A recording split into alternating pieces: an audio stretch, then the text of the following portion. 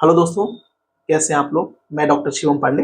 हमारे साथ डॉक्टर प्रियंका पांडे हैं और क्लासिकल होम्योपैथ हैं। और हम लोग आज डिस्कशन करने के लिए आए हैं जो आजकल की इंडियन फीमेल्स में एंगर सप्रेशन, मतलब गुस्सा को दबाने की जो टेंडेंसी, और इमोशनल सप्रेशन, अपनी जो अंदर की इमोशंस है उसको दबाने की टेंडेंसी की वजह से कितनी बड़ी बड़ी पैथोलॉजिकल डिसऑर्डर हो रहे हैं। बहुत सारी बीमारियां, बड़ी बड़ी बीमारियां, आईबीएस की प्रॉब्लम, पीसीओएस की प्रॉब्लम, थायराइड की प्रॉब्लम, सर्वाइकल स्पॉन्डिलोसिस और यूट्राइन फाइब्रॉइड, बहुत सारी बड़ी बड़ी बीमारियां, हार्मोनल इम्बैलेंस और डिसमेनोरिया, जीआईटी के बहुत सारे कंप्लेंट्स, ये सब आपके एंगर और इमोशनल सेपरेशन की वजह से आ रही है। इस पे आज हम डिस्कस करेंगे और फिर हम ये भी डिस्कस करेंगे मैडम से कि उसका सॉल्यूशन क्या है और होम्योपैथिकली हम उसको कैसे कंट्रोल करते हैं। तो इंडिया में मैडम ये इतना कॉमन क्यों है और क्या कारण है जो एंगर सप्रेशन और इमोशन इतना कॉमन होता है इंडियन फीमेल्स में? फीमेल जो होती हैं वो बहुत ही ज़्यादा सेंसिटिव होती हैं, उनकी सेंसिटिविटी बहुत हाई होती है। लेकिन कई बार क्या होता है कि उनको पेरेंट्स होते हैं वो बहुत डोमिनेटिंग होते हैं, हस्बैंड होते हैं डोमिनेटिंग होते हैं, जी। कोई फैमिली में उनको कई बार समझने वाला नहीं होता है। कई लोग की फैमिली तो बहुत हाँ अच्छे बिल्कुल, से इंडियन फीमेल्स में आप नई फैमिली में जाना होता है और एक अपनी फैमिली को छोड़ना होता है। जी और स्टार्टिंग से ही बहुत सारे रेस्ट्रिक्शंस भी होते हैं फीमेल्स के ऊपर कि आपको ऐसे नहीं करना है, इतना धीरे बोलना है, ऐसे होता है। ये सारे कई सारी चीज़ें होती हैं जो फीमेल्स के ऊपर ही लागू की जाती लागू हैं। की जाती है। आपको ज्यादा नहीं बोलना, ज्यादा बहस नहीं करना है। और अच्छा, जो ये सप्रेशन है वो किस तरह से कॉन्फ्लिक्ट को जनरेट करता है, बेसिकली फीलिंग किस तरह की आती है, मतलब क्या आपको प्रैक्टिस में आप इसको कैसे समझते हो, किस तरह की पैथोलॉजी डेवलप होती है, कुछ आप उसको एंगर जैस सप्रेशन पे बेसिकली आप। जैसे फीमेल बहुत ज़्यादा एंगर सप्रेस कर रही है तो उससे उनको एब्डोमिनल प्रॉब्लम्स आ सकती हैं, क्योंकि एंगर सप्रेशन जो है वो एब्डोमेन पे बहुत ज़्यादा इम्पैक्ट डालता है। तो उनको कई बार डायरिया हो सकता है, एब्डोमिनल एक हो सकता है, और कई बार जैसे कि बहुत ज़्यादा सप्रेशन हो गया तो उनके हार्मोन्स पे भी फ़र्क पड़ सकता है। हार्मोनल इम्बैलेंस हो सकता है। जी पीसीओएस बहुत ज्यादा कॉमन है इंडियन फीमेल्स में। अभी पीसीओएस की कॉमन बहुत बहुत ज्यादा पीसीओएस की प्रॉब्लम आ रही, ओवरियन सिस्ट की प्रॉब्लम आ रही, यूट्राइन फाइब्रॉइड की जो प्रॉब्लम बहुत इंडियन फीमेल्स में basically child bearing age group में ज्यादा हो रहा है। अच्छा, इस यूट्राइन फाइब्रॉइड के पीछे का कॉन्फ्लिक्ट्स क्या हो सकता है? यूट्राइन फाइब्रॉइड के पीछे आप देख सकते हैं प्रोक्रिएशन कॉन्फ्लिक्ट होता है, जो कि बच्चे को लेके आता है फीमेल के अंदर। अपने बच्चे को लेके किसी भी प्रकार की तो परेशानियां बच्चे होती को हैं। लेके भी जो अगर कोई कॉन्फ्लिक्ट आ रहा है, कहीं ना कहीं उसमें फैमिली इन्वॉल्व हो सकती है, जी बहुत स्टक फीलिंग होना, या फिर फैमिली में हस्बैंड से सेपरेशन होना। इंडिविजुअल है कि पेशेंट के फैमिली में क्या चल रहा है, क्या हो रहा है, कैसी सराउंडिंग है, कैसे इमोशंस हैं, कोई अंडरस्टैंड करने वाला है कि नहीं है, या फिर क्या उसके पर्टिकुलर पेशेंट के साथ क्या चल रहा है, क्या उसकी फीलिंग है, क्या उसके इमोशंस हैं, और कैसे वो रह रही हैं, वो बहुत इम्पोर्टेंट है। वेरी करता है patient to patient, case to case, हम ये चीज़ें देखते हैं। एंगर सेपरेशन में किस तरह के कॉन्फ्लिक्ट जनरेट हो सकते हैं? जैसे कोई फीमेल्स अपने गुस्से को दबा रही है, बेसिकली गुस्सा दबाने के बहुत सारे कारण हो सकते हैं। हो सकता है कि हस्बैंड बहुत ज़्यादा डोमिनेटिंग हो, या उनका लाइफ पार्टनर, या फिर उनकी सास, बहुत ज़्यादा कॉमन अब आज तक देखने को मिल रहा है। और फादर भी स्ट्रिक्ट फादर हो सकते हैं, स्ट्रिक्ट मदर हो सकती हैं। सोसाइटी इम्पैक्ट हो सकता है जिसकी वजह से अपने गुस्से को निकाल नहीं पा रही हैं, अपने इमोशंस को वो एक्सप्रेस नहीं कर पा रही हैं, किसी से शेयर नहीं कर पा रही हैं। तो लगातार वो सप्रेशन की तरफ, वो बड़ी बीमारियों की तरफ जा रही हैं। इरेगुलर मेंसेस से लेकर के थायराइड की प्रॉब्लम और पीरियड्स की प्रॉब्लम, पीसीओएस, यूट्राइन फाइब्रॉइड, और बहुत सारी फीमेल में आप cervical spondylosis, muscles problem, bones की प्रॉब्लम।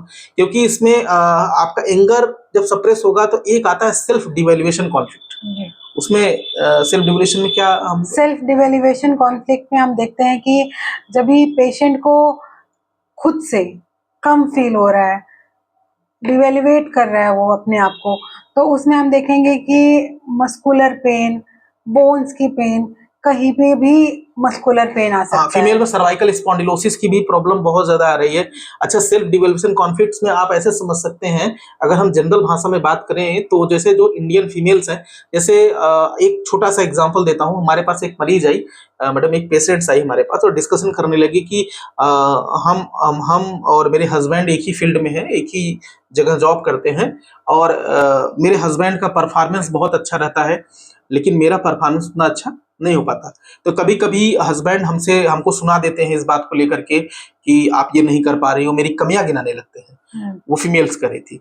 तो हमने उसको सेल्फ डिवेलपमेंट, बाद में सर्वाइकल स्पॉन्डिलोसिस की प्रॉब्लम लेके फीमेल आई यहाँ पे थी। हम देख सकते हैं कि उनके हस्बैंड उनको डिवेलुएट कर रहे हैं, जो वो फील कर रही है, तो फिर वो डिवेलुएशन कॉन्फ्लिक्ट आ गया उनके ऊपर। तो उस वजह से सर्वाइकल, क्योंकि उनके वर्क पे आ गया ना, वर्क पे आया तो मस्कुलर जा सकता है, बोन्स पे जा सकता है, कहीं पे भी हो सकता है पेन। तो एंगर का सप्रेशन एक बहुत बड़ा कारण बन सकता है और अपने इमोशनल का सप्रेशन इंडियन फीमेल्स में एक बहुत बड़ा कारण बन सकता है। आपकी बहुत बड़ी बड़ी बीमारियां और PCOS, uterine fibroid, cervical spondylosis और गैस्ट्रिक की बहुत सारी कंप्लेंट्स, आईबीएस की कंप्लेंट, थायराइड डिसफंक्शन। थायराइड इतना ज्यादा कॉमन होता जा रहा है, उसके पीछे भी कहीं न कहीं एंगर सप्रेशन, इमोशनल सप्रेशन छुपा हुआ है। तो हमको उस फीमेल्स के लिए आप क्या कहना चाहती हैं कि वो कैसे इस चीज को टैकल करें, और होम्योपैथिक में पॉइंट ऑफ व्यू से हम लोग इसमें कैसे अप्रोच रखते हैं? हम लोग नहीं, जैसे एक फीमेल्स को क्या करना चाहिए अगर उसके अंदर मान लो सपोज दैट उसके हस्बैंड बहुत गुस्से वाले मिल गए, या फिर जो है फैमिली डोमिनेटिंग मिल गई, उसको उसकी मजबूरी है अपने इमोशंस को दबाना, अपने गुस्से को दबाना, अपनी फीलिंग को दबाना। तो उस सिचुएशन में वो क्या ऐसा करे, क्या अगर वो चीजों को अवॉइड करना शुरू करे तो क्या उसके अंदर कॉन्फ्लिक्ट जनरेट नहीं होगा, क्या उसको बीमारियां नहीं आएंगी? बिल्कुल उनको अपनी सेंसिटिविटी पे कंट्रोल रखना पड़ेगा। देखिए, कोई भी बीमारी है जो आती है, पहले हमारी साइकी में आती है, फिर ब्रेन में आती है, फिर ऑर्गन में आती है।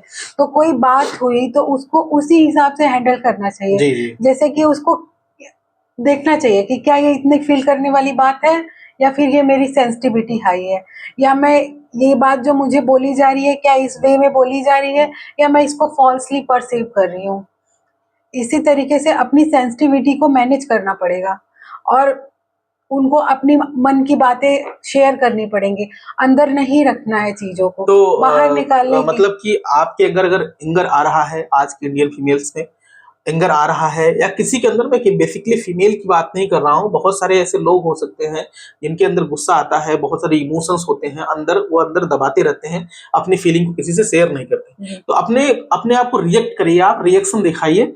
ऐसा नहीं है कि रिएक्शन दिखाने से आपका सब कुछ ठीक हो जाएगा, तब भी कॉन्फ्लिक्ट तो जनरेट होगा ही, लेकिन आपकी इंटेंसिटी जो है वो कम हो जाएगी। और अपनी फीलिंग को शेयर करिए। आप अपने पार्टनर से, आपका बहुत क्लोज फ्रेंड कोई हो, उससे आप अपनी प्रॉब्लम्स को शेयर कर सकते हैं। अपनी फीलिंग को शेयर करना सीखिए, अपने गुस्से को एक्सप्रेसिव बनाइए, बहुत ज्यादा अंदर सप्रेशन की तरफ मत ले जाइए।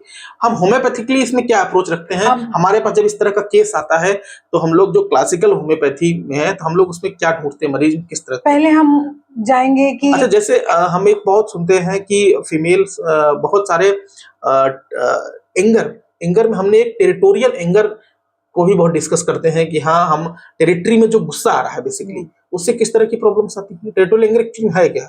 टेरिटोरियल एंगर जो है वो ये होता है कि जो उनका घर है, टेरिटरी जो है, जो उनकी टेरिटरी है, उसमें कुछ अप्स एंड डाउन्स होते हैं या कुछ भी प्रॉब्लम है तो उनको टेरिटोरियल एंगर आता है। टेरिटोरियल एंगर बेसिकली ज्यादातर मेल्स में आप देखेंगे, मेल्स में आता है, क्योंकि वो घर, वो जो भी चीजें हैं वो उनकी टेरिटरी है, उनकी वाइफ उनकी टेरिटरी है।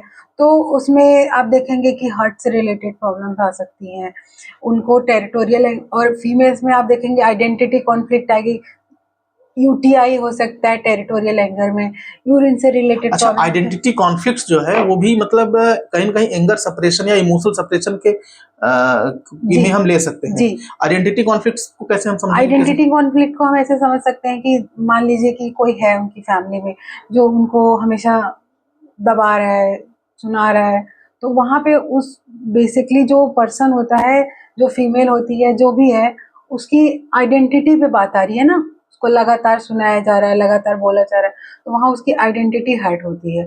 तो ऐसे में जो है डिस्मोनोरिया सबसे ज़्यादा हम देख सकते हैं एक फीमेल के अंदर जो आता है, प्रॉब्लम आती है। और भी तरीके की प्रॉब्लम्स आ सकती हैं।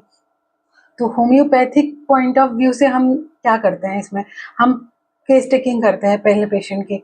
हम देखते हैं कि जो ये बीमारी है इसके पीछे का मेंटल कॉन्फ्लिक्ट क्या है, कॉज क्या है, उस कॉज को हम पकड़ते हैं, फिर हम उस कॉज को ट्रीट करते हैं, मेडिसिन देते हैं। मतलब जो कॉन्फ्लिक्ट जनरेट हुआ है बेसिकली आपके माइंड में जो स्टक हो गया है, एक्चुअली में कॉन्फ्लिक्ट जनरेशन मतलब एक शॉक है, एक अटैक है आपके ब्रेन पे, एक स्टक है जो आपके ब्रेन से आपके साइकी से निकल नहीं रहा है, वो चिपक गया है और उसी की वजह से वो फिजिकल प्लेन पे बीमारियां आ गई हैं।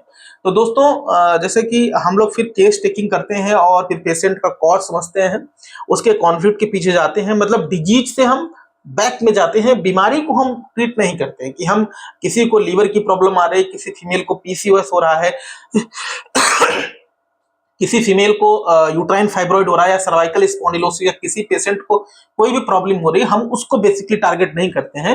होम्योपैथिक पॉइंट ऑफ व्यू से हम वो कॉन्फ्लिक्ट, वो प्रॉब्लम, जैसे किसी फीमेल को मान लो वाट आ रहा है फेस पे, तो उसके पीछे के कॉज को हम समझने की कोशिश करते हैं कि उसके पीछे का कारण क्या है, उस कॉन्फ्लिक्ट तक जाते हैं और फिर उस कॉन्फ्लिक्ट के बेसिस पे हम अपनी सिमिलर मेडिसिन निकालते हैं और उस साइकी को हिट करते हैं, वो कॉन्फ्लिक्ट रिमूव होता है तो डिजीज अपने आप रिजॉल्व हो जाती बिल्कुल। है।